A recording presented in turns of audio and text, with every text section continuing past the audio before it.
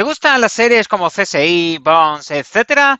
Los investigadores forenses que nos muestran la pequeña y la gran pantalla no solo son científicos versados en el tema, también son detectives e incluso resuelven asesinatos y otros casos complejos. Un antropólogo forense se dedica única y exclusivamente al estudio de los huesos y otros restos de un cadáver. La obtención de ADN, las autopsias, etcétera, no son tareas propias de este profesional. ¿Quieres saber más? Quédate con nosotros. Este programa nació como una terapia obligatoria para ser fiel a mí misma y como dice un poema por ahí, para no morir lentamente hay que hacer algo diferente. Sean bienvenidos a la esquina del movimiento.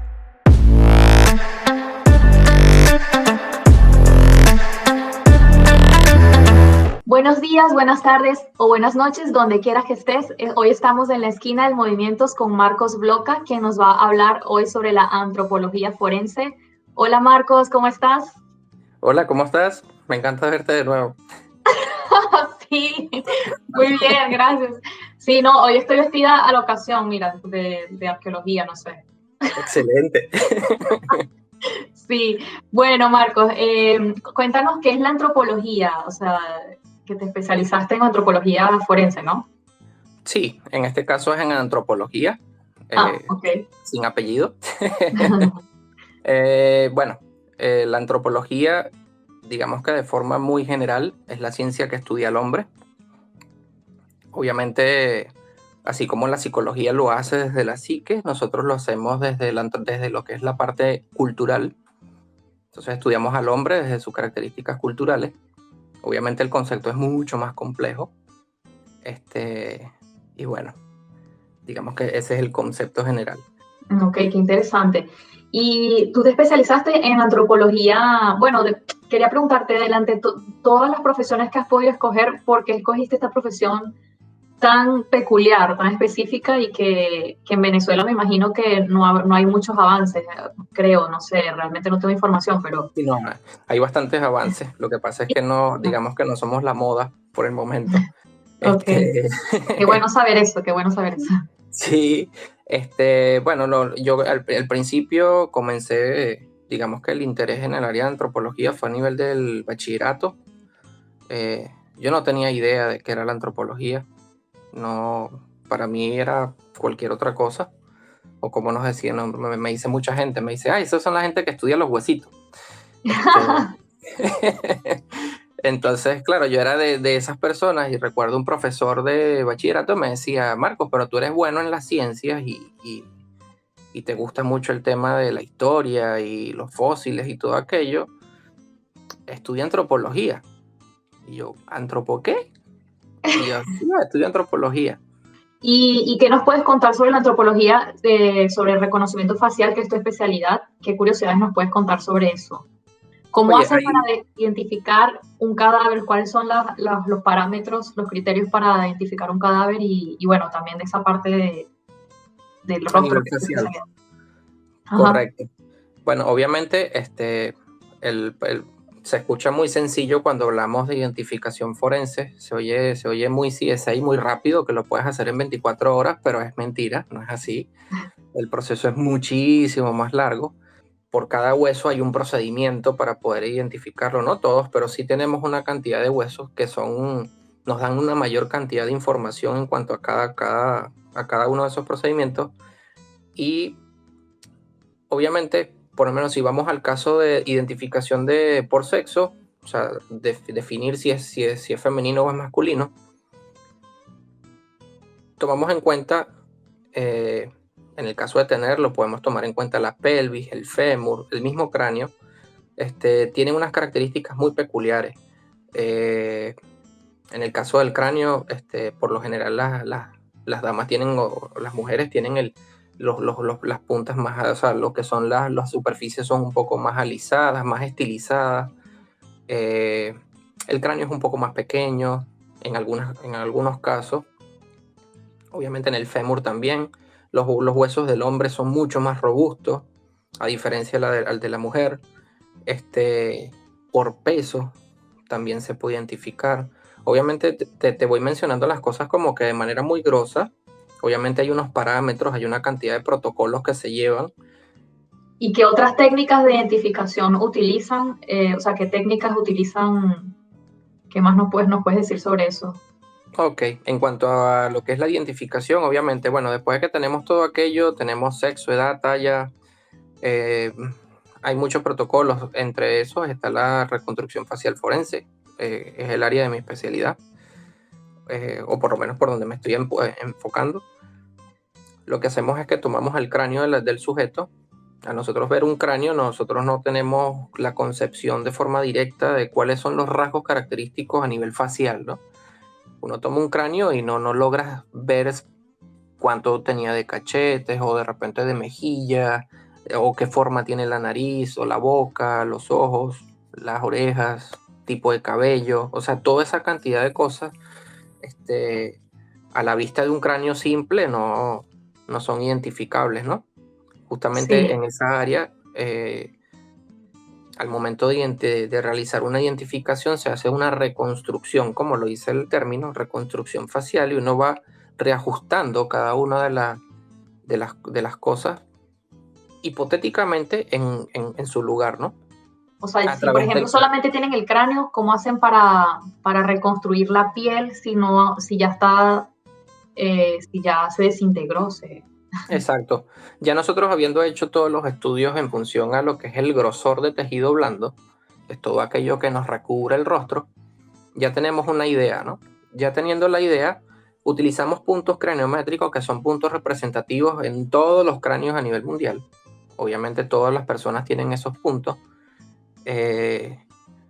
Los puntos por lo general van de manera horizontal, transversal, son puntos característicos en todo el cráneo. Ya esas Okay. medidas son unas medidas estándar. Obviamente al momento de la reconstrucción uno lo que hace, no sé si han visto las imágenes de cuando hacen reconstrucción facial forense, van a conseguir como que les colocan como una especie de puntos o varitas alrededor del... Que se insertan, sí, como, ajá, sí, Exacto, son como unos palitos que colocan alrededor de todo el cráneo, que es un cráneo en yeso, y justamente eso lo que nos está diciendo es qué tan grueso es el tejido, suponiendo que este es el hueso, hasta dónde llega la superficie de la piel. Y eso solamente nos va a dar lo que es la superficie del rostro. Ya lo que son los rasgos característicos como la nariz, la boca o las orejas, ya ahí entra de forma muy activa lo que es el artista. Obviamente distinción racial es un término medio ambiguo. Ahorita utilizamos grupo étnico. Digamos que es más respetuoso a nivel de discurso. En el caso de los grupos étnicos, obviamente podemos contemplar personas, por decir, negroide, que en este caso son todas las personas, digamos que de tez oscura, son bastante robustos, tienen ciertas características muy, muy, muy características a nivel de rostro. Después tenemos el amerindio, es como el indio americano. Tenemos al mongoloide, son las personas de repente con rasgos asiáticos, caucasoide, que vendrían siendo todos los que poseen los rasgos caucásicos. Digamos que gran parte de la población europea posee rasgos caucasoides. ¿Y qué es lo más subjetivo que coloca el artista forense? ¿Qué es lo más subjetivo? Obviamente dentro Es de difícil. toda esta reconstrucción está la parte que está sustentada teóricamente. Por ejemplo, nosotros conseguimos todos estos rasgos y son rasgos que son comprobables, y como dices tú, hay rasgos que están bajo una observación subjetiva. Estos datos bajo observación subjetiva, la nariz entra dentro de estos rasgos, pero tienen un sustento de cuál es una proyección de ella, ¿no? En el caso de los labios y las orejas, obviamente al perderse todo el tejido blando, todo ese material se pierde y no tenemos cómo hacer una reconstrucción sobre eso, y el artista forense es el que se encarga, digamos que de proyectar de alguna forma estos rasgos.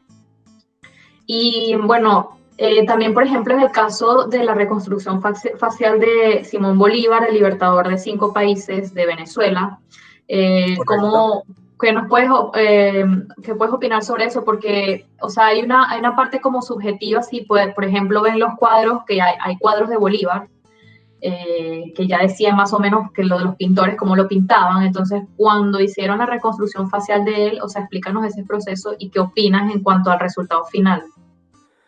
Bueno, ahí podemos, el trabajo antropológico que se realizó en cuanto al trabajo de Bolívar fue bastante interesante, fue muy completo.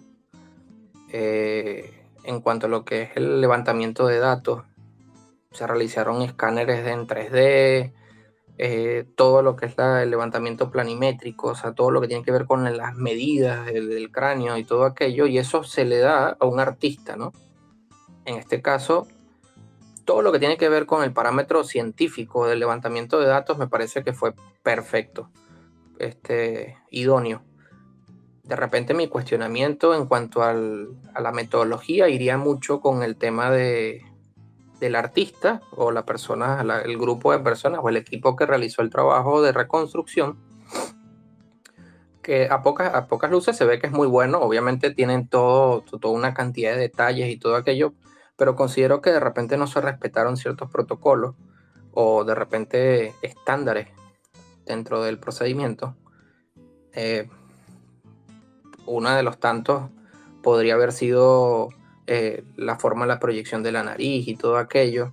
Obviamente considero que estuvo sujeto a la subjetividad del investigador. Normalmente las personas que realizan reconstrucción facial forense no tienen conocimiento de a quién le están haciendo una reconstrucción facial. O no deberían. O no deberían tener esa referencia, correcto. Porque obviamente nosotros podemos realizar una imagen mental de la persona y reflejarla sobre cualquier cráneo. ¿Y qué crees tú que es lo más, o sea, en qué condiciones es más difícil hacer una identificación de un cadáver y has leído sobre, o sea, de tu profesión, un caso que hayan resuelto, por ejemplo, de un asesino o algo a través de una pequeña porción de huesos? O sea, ¿conoces algo?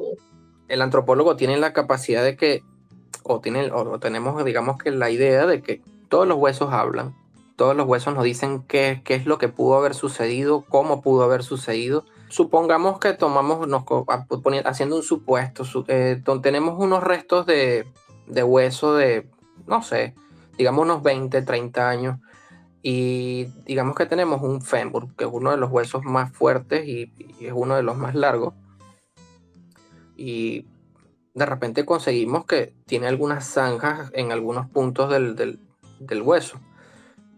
Dependiendo de la forma de la zanja, el tipo de zanja, nosotros podemos determinar si realmente fueron daños que fueron hechos ante-mortem o post-mortem.